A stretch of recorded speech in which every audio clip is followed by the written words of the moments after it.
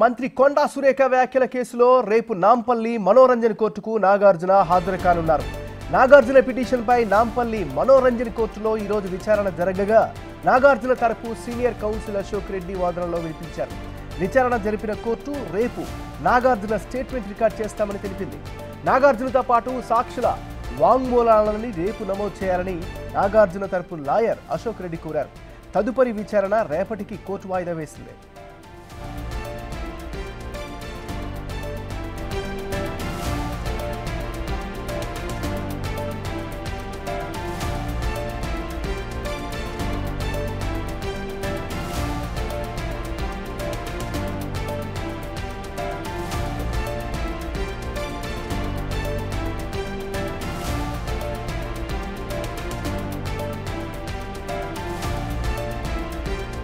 మంత్రి కొండా సురేఖ వ్యాఖ్యల కేసులో రేపు నాంపల్లి మనోరంజన్ కోర్టుకు నాగార్జున హాజరవుతారు.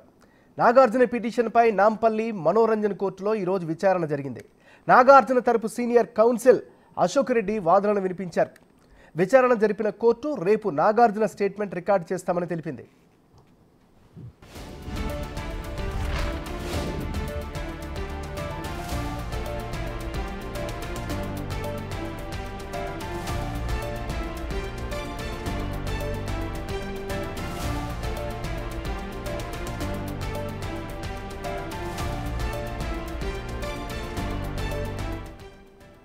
బులెటిన్లో మనం బ్రేకింగ్ న్యూస్ చూస్తున్నాం. మంత్రి కొండా సురేఖ వ్యాఖ్యల కేసులో రేపు నాంపల్లి మనోరంజన్ కోర్టుకు నాగార్జున హాజరు కానున్నారు. నాగార్జున పిటిషన్పై నాంపల్లి మనోరంజన్ కోర్టులో ఈరోజు విచారణ జరిగింది. నాగార్జున తరపు సీనియర్ కౌన్సిల్ అశోక్ రెడ్డి వాదనలు వినిపించారు. విచారణ జరిపిన కోర్టు రేపు నాగార్జున స్టేట్మెంట్ను రికార్డు చేస్తామని ప్రకటించింది. నాగార్జునతో పాటు సాక్షుల వాంగ్మూలాలన్నీ రేపే నమోదు చేయాలని నాగార్జున తరపు లాయర్ అశోక్ రెడ్డి కోరారు. తదుపరి విచారణ రేపటికి కోర్టు వాయిదా వేసింది.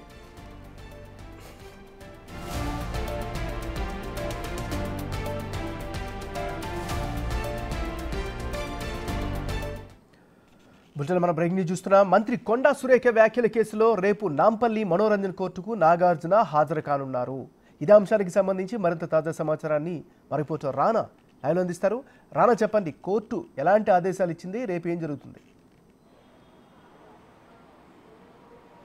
పరునష్టం కేసులో ఇప్పటికి దాదాపు 15 పారాగ్రాఫుల దాకా కూడా నాగార్జున తన సినీ జీవితం గురించి, తన బిజినెస్ గురించి, తన కుటుంబ సభ్యుల యొక్క వారు ఏమేమి చేస్తారు అనేది కూడా ఉటంకిస్తూ, దాంతోపాటు మొన్న మంత్రి కొండా సురేఖ చేసినటువంటి కామెంట్స్ను దాంట్లో తెలుగులో కూడా ఆ యొక్క పిటిషన్లో ఆయన పెట్టడం జరిగింది. దీనిపైన 100 కోట్ల రూపాయల వరకు కూడా పరువు నష్టం దాగా వేస్తున్నట్టుగా ఆయన చెప్పినటువంటి నేపథ్యం ఏర్పడుతుంది. దీనిపైన ఇవాళ పూర్తి స్థాయిలో విచారణ అయితే కొనసాగలేదు. అయితే పిటిషన్ వచ్చిన తర్వాత సాక్షులుగా అంటే రేపు ఆయన స్టేట్మెంట్ ఇవ్వాల్సి ఉంటుంది కాబట్టి నాగార్జున పిటిషన్ కాబట్టి ఖచ్చితంగా కూడా ఇవాళ ఆయన హాజరు కాలేదు. దీని నేపథ్యంలో రేపటికి ఆ పిటిషన్ని వాయిదా వేశారు.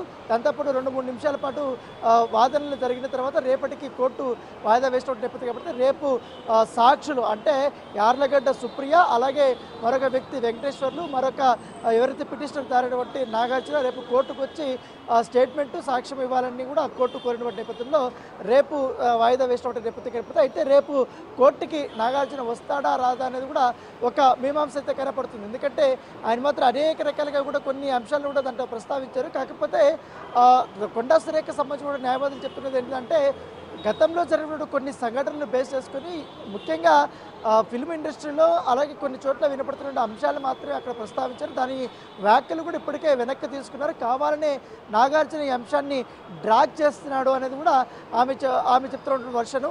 కాకపోతే ఆయన రాసినటువంటి పిటిషన్లో కానీ ఆయన వేసినటువంటి ప్రస్తావించిన అంశాలు, ఎందుకంటే పరువు నష్టం దావా దీంట్లో చాలా వరకు అంశాలను ప్రస్తావించారు. కానీ అవేమీ కూడా విచారణకు కానీ కేసు పెట్టేంత కూడా అంత సివియారిటీ అందులో అయితే కనపడటం లేదనేసి కూడా లాయర్లు చెప్తున్నారు. సో ఖచ్చితంగా కూడా మంత్రిని డిఫేమ్ చేసే విధంగా కూడా వాళ్ళు కూడా అనేక రకాలుగా కూడా వాళ్ళు ఈ మధ్య దాదాపు 4 రోజుల నుంచి చూస్తున్నాం ఆయన దుష్ప్రచారం చేస్తున్నారు. దాంతోపాటు ఈ బీఆర్ఎస్ సోషల్ మీడియాలో గత 10 రోజుల నుంచి కూడా జరుగుతున్నటువంటి అంశాలపైన కూడా కోర్టు దృష్టికి వీరు కూడా తీసుకురావడం జరిగింది.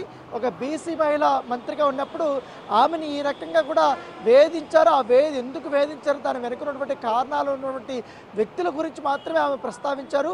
ఆ ప్రస్తావించినటువంటి వ్యక్తులు వీళ్ళందరూ కూడా అట్టారు. ఒకవేళ వారి పేర్లు తీసినట్టు అంశాలు కూడా ఒకవేళ వారు నొచ్చుకుని ఉంటే, వాళ్ళు బాధపడి ఉంటే నా వ్యాఖ్యలు వెనక్కి తీసుకుంటున్నాను అనేసి కూడా మంత్రి బేషరతుగా చెప్పినా కూడా కావాలని డ్రాగ్ చేసుకుంటే ఇంతవరకు తీసుకొచ్చారనేది కూడా వారు చెప్తున్నారు. కావాలంటే మేము కూడా నాగార్జున పైన కూడా మేము పరువు నష్టం దావా వేయబోతున్నామంటూ కూడా మంత్రి గారికి సంబంధించినటువంటి లాయర్లు అయితే చెప్తున్న నేపథ్యం ఏర్పడుతుంది. ఎందుకంటే ఇప్పటికే కొన్ని క్లిప్పింగ్స్ కూడా మాకు సోషల్ మీడియాలో వైరల్ అవుతున్నాయి కాబట్టి వాటిని కూడా మేము ఆధారాలు చేసుకుని మేము ఇప్పటికే మంత్రి గారు బలహీన వర్గాలకు సంబంధించిన వ్యక్తి కాబట్టి ఆమెని నష్టపరిచే విధంగా కూడా, పైగా సోషల్ మీడియాలో ఆమె కొన్ని రోజుల్లో ఆమె మంత్రి పదవి పోతుంది, ఇంకో రకంగా ఇది అవుతుంది అనేది కూడా పెద్ద ఎత్తున కూడా దుష్ప్రచారం చేస్తున్నారు కాబట్టి ఖచ్చితంగా వారిపైన కూడా మేము చర్యలు తీసుకుంటాం, మేము కూడా పరువు నష్ట దావా వేస్తామనేసి కూడా మంత్రి గారికి సంబంధించినటువంటి లాయర్లు అయితే చెప్తున్న నేపథ్యం ఏర్పడితే, అయితే ఇటు నాగార్జున సంబంధించిన లాయర్లు మాత్రం అనేక రకాలుగా కూడా వాళ్ళు కొన్ని కీలకమైనటువంటి అంశాలను వాళ్ళు ప్రస్తావించారు. ఎందుకంటే దీనివల్ల ఇట్లా ఒక బాధ్యతమైనటువంటి మంత్రి హోదాలో ఉన్నప్పుడు ఈ వ్యాఖ్యలు చేయడం వల్ల మేము బిజినెస్ మ్యాన్స్గా ఉన్నాం, పైగా సినిమా ఇండస్ట్రీలో ఉన్నాం, పైగా మా వైఫ్ కూడా ఒక సోషల్ యాక్టివిస్ట్గా ఉంది, ఆమె కూడా సమాజంలో ఒక మంచి పేరు ఉంది కాబట్టి దీనివల్ల కూడా మాకు చాలా వరకు పరువు పోయిందనేసి కూడా వాళ్ళు ప్రస్తావిస్తున్నారు. ఖచ్చితంగా దీనిపై కఠిన చర్యలు తీసుకోవాలని చెప్తున్నారు. అయితే మంత్రి గారు ఏ సందర్భంలో ఎందుకోసం ఎవరిని ఉటంకిస్తూ ఈ మాటలు మాట్లాడారు అన్న అంశాన్ని కూడా చాలా క్లియర్గా చెప్పారు. సో దాన్ని వాళ్ళు ఇంకోలాగా అర్థం చేసుకుని ఈ రాద్ధాంతం చేస్తున్నారు అనేసి అయితే మంత్రి సురేఖకు సంబంధించినటువంటి లాయర్ అయితే చెప్తున్నారు. Thank you Rana.